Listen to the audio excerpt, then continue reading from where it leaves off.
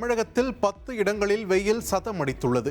அதிகபட்சமாக மதுரை விமான நிலையத்தில் 106.52 டிகிரி ஃபாரன்ஹீட்டும், மதுரை நகரில் 103.64 டிகிரி ஃபாரன்ஹீட் வெப்பமும் பதிவாகியுள்ளது.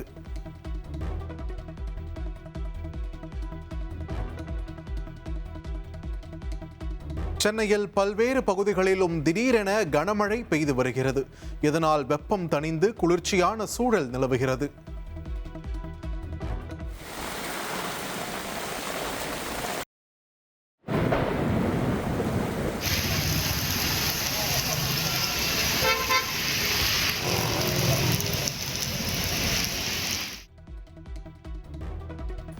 ராணிப்பேட்டை மாவட்டத்தில் திடீரென கனமழை வெளுத்து வாங்கியது. இந்த திடீர் மழையால் பள்ளி மற்றும் அலுவலகம் முடிந்து வீடு திரும்பியவர்கள் அவதியடைந்தனர்.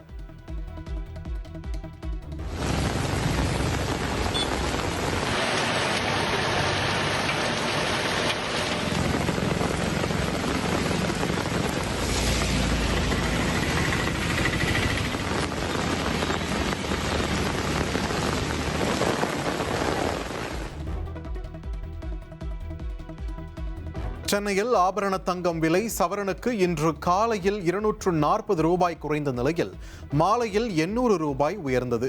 1 கிராம் தங்கம் 13,320 ரூபாய்க்கும், ஒரு சவரன் 1,06,560 ரூபாய்க்கும் விற்பனை செய்யப்படுகிறது.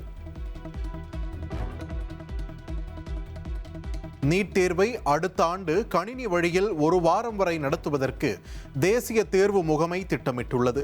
வினாத்தாள் கசிவை தொடர்ந்து JEE தேர்வை போல் நாடு முழுவதும் 10,000த்திற்கும் அதிகமான மையங்களில் நீட் தேர்வை நடத்த உள்ளதாக தகவல். ஆஸ்திரேலியாவில் பிரதமர் நரேந்திர மோடி மற்றும் ஆஸ்திரேலிய பிரதமர் ஆண்டனி ஆல்பனீஸ் முன்னிலையில் இருநாட்டு உயர்மட்ட பேச்சுவார்த்தை நடைபெற்றது. பேச்சுவார்த்தையின் முக்கிய முடிவாக இந்தியாவிற்கு யுரேனியம் ஏற்றுமதி செய்ய ஆஸ்திரேலியா அதிகாரப்பூர்வமாக ஒப்பந்தம் செய்துள்ளது.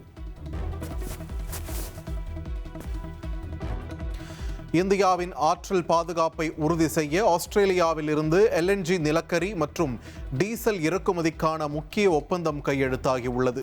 இருதரப்பு பேச்சுவார்த்தையில் பாதுகாப்பு, கல்வி, எரிசக்தி ஒப்பந்தங்களுடன் ககன்யான் விண்வெளி திட்டத்திற்கும் ஆஸ்திரேலியா ஆதரவு தெரிவித்துள்ளது. பிரதமர் மோடியை வரவேற்று ஆஸ்திரேலியாவின் மெல்பர்ன் நகரில் இந்திய வம்சாவளியினர் சார்பில் பிரம்மாண்ட நிகழ்ச்சி நடைபெற்றது. சுமார் 30,000 பேர் பங்கேற்ற நிலையில் பல்வேறு கலை நிகழ்ச்சிகளுடன் பிரதமருக்கு உற்சாக வரவேற்பு அளிக்கப்பட்டது. பிரதமர் நரேந்திர மோடி ஆஸ்திரேலியா சென்றுள்ள நிலையில் 3 சோழர் கால தொல்பொருட்களை இந்தியாவிடம் ஒப்படைக்க ஆஸ்திரேலியா ஒப்புதல். சோழர் கால கிரானைட் நந்தி சிலை, 11ஆம் நூற்றாண்டைச் சேர்ந்த பத்ரகாளி அம்மன் உருவம் பொறிக்கப்பட்ட திரிசூலம், 12ஆம் நூற்றாண்டைச் சேர்ந்த பசால்ட் கல்லால் ஆன ஆறுமுக ஸ்கந்தர் சிலை தமிழகம் வருகின்றன.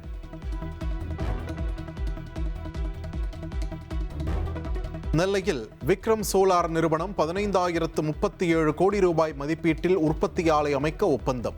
2,670 பேருக்கு வேலைவாய்ப்பு கிடைக்கும் வகையில் முதலமைச்சர் விஜய் முன்னிலையில் ஒப்பந்தம் கையெழுத்தானது. முதலமைச்சரான பின் முதல் முறையாக நாளை கரூர் செல்கிறார் CM விஜய். 1,700 கோடி ரூபாய் மதிப்பிலான புதிய காலனி தொழிற்சாலைக்கு அடிக்கல் நாட்டும் அவர் பல்வேறு துறைகளின் கீழ் 32 நபர்களுக்கு பணி நியமன ஆணைகளையும் வழங்குகிறார்.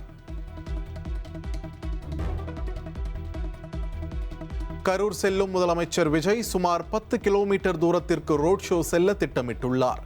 முதலமைச்சரின் வருகையை ஒட்டி 6,700க்கும் மேற்பட்ட போலீசார் தீவிர பாதுகாப்பு பணியில் ஈடுபடுத்தப்பட உள்ளனர்.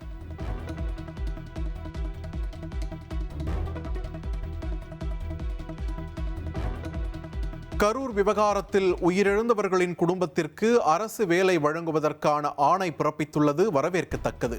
நெல்லையில் பாஜக மாநில தலைவர் நயினார் நாகேந்திரன் பேட்டி.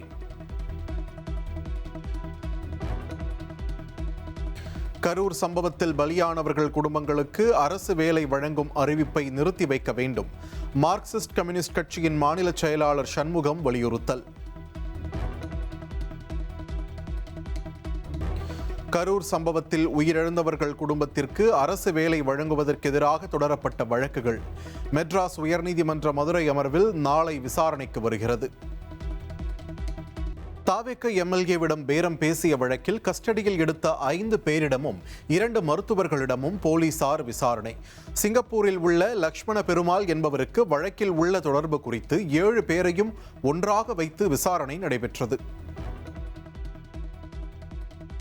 சென்னை தலைமைச் செயலகத்தில் சபாநாயகர் ஜேசிடி பிரபாகருடன் அதிமுக முன்னாள் எம்எல்ஏக்கள் மரகதம் குமரவேல், ஜெயக்குமார், சத்யபாமா, இசக்கி சுப்பையா ஆகியோர் சந்திப்பு. ராஜினாமா செய்ததற்கான காரணம் குறித்து விளக்கம் கேட்டிருந்த நிலையில் ஜேசிடி பிரபாகரிடம் நேரில் எடுத்துரைத்தனர்.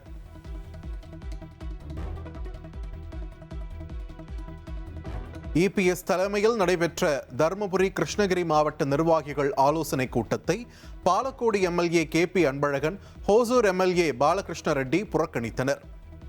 சமீபத்தில் இபிஎஸ்க்கு எதிராக போர்க்கொடி தூக்கியதால் மாவட்ட செயலாளர் பதவி பறிக்கப்பட்ட நிலையில் பாலகிருஷ்ண ரெட்டி அதிருப்தி என தகவல்.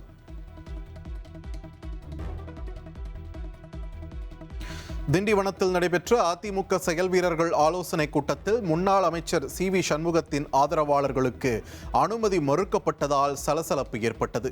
கூட்டத்திற்கு அழைப்பில்லை என கூறி மண்டபத்திற்குள் நுழைய முயன்ற தொண்டர்கள் போலீசாருடன் வாக்குவாதத்தில் ஈடுபட்டதால் பரபரப்பு. மைக்கை கட்டி பிடிச்சி வாடா போடாலாம் பேசிட்டா இங்க நாங்க அனாவசியமா நாங்க பேசுவோம். புரியுதுங்களா? இங்க பாருங்க, அவரு சொன்ன ஒரு வார்த்தை, அமைச்சர் சொன்ன ஒரு வார்த்தை, நீங்க அமைதியா இருக்கணும், யாரும் எதுவும் பேசக்கூடாது சொல்றதுக்காக இந்த மாவட்டம் அமைதியா இருந்தது. புரியுதுங்களா? இல்லடா முதல் கூட்டத்திலே அந்த கூட்டத்திலே நாங்க வாடா போட நாங்க திரும்ப பேசுறதுக்கு ஒரு நிமிஷம். நெடுஞ்சாலைத்துறை முறைகேடு வழக்கில் ஏவ வேலு வரும் 15ஆம் தேதிக்குள் விசாரணைக்கு ஆஜராக சென்னை உயர்நீதிமன்றம் உத்தரவு. ஏவ வேலுவுக்கு எதிராக வரும் 27ஆம் தேதி வரை கடும் நடவடிக்கைகள் எடுக்கக்கூடாது என லஞ்ச ஒழிப்புத்துறைக்கு உத்தரவிட்ட நீதிமன்றம் அவருக்கு எதிரான லுக் அவுட் நோட்டீஸுக்கும் நிபந்தனையுடன் தடை விதித்தது.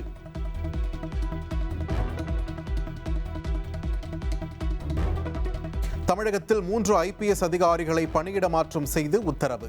சிறப்பு அதிரடிப்படை DIG-யாக வருண்குமார், காத்திருப்போர் பட்டியலில் இருந்த விக்ரமன் CBCID DIG-யாக நியமிக்கப்பட்டுள்ளனர்.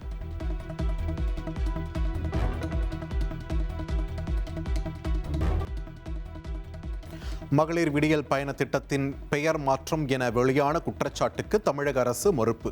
ஒரு சில பேருந்துகளின் LED பலகைகளில் மாற்றம் செய்யப்பட்டிருப்பதாக புகார்கள் பெறப்பட்டுள்ளதாகவும் சம்பந்தப்பட்ட அதிகாரிகளிடம் விளக்கம் கேட்கப்பட்டுள்ளதாகவும் தெரிவிக்கப்பட்டுள்ளது. சென்னையில் மகளிர் சிறப்பு பேருந்துகள் எண்ணிக்கை குறைக்கப்படவில்லை என்று தமிழக அரசின் தகவல் சரிபார்ப்பகம் விளக்கம் அளித்துள்ளது. 1724 பேருந்துகள் மகளிர் இலவச சேவைக்காக இயக்கப்படுவதாகவும் தெரிவிக்கப்பட்டுள்ளது.